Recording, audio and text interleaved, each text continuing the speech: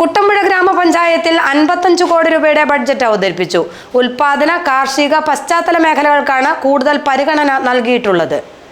കുട്ടമ്പുഴ ഗ്രാമപഞ്ചായത്തിൽ vice president Salma പരീദാണ് budget അവതരിപ്പിച്ചത്. 55 കോടി രൂപ വരവും 54 കോടി രൂപ ചെലവുമാണ് കണക്കാക്കിയിട്ടുള്ളത്.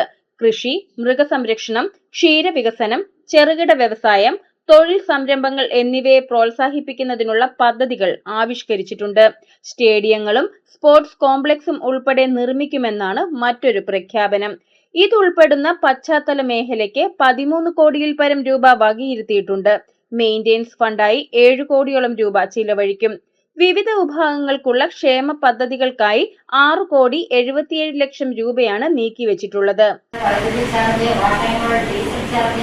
വെള്ളക്കാരൻ കെട്ടിടങ്ങളുടെ വാടക, ആസ്തികളുടെ സംരക്ഷണം, അറ്റകുറ്റപ്പണി, ഇതര ചെലവുകൾ എന്നിവയ്ക്കായി 47,47,000 രൂപ വകയിരുത്തിയിരിക്കുന്നു.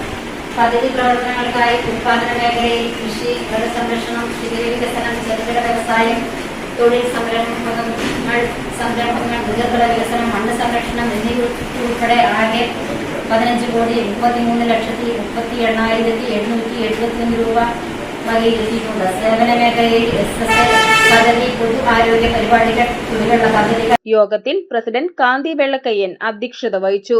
സ്റ്റാൻഡിംഗ് കമ്മിറ്റി ചെയർപേഴ്സൺമാരായ KACB, EC റോയ്, മിനി മനോഹരൻ എന്നിവരും മറ്റ് മെമ്പർമാരും ജീവനക്കാരും പങ്കെടുത്തു. GTV news, Kothamangalam.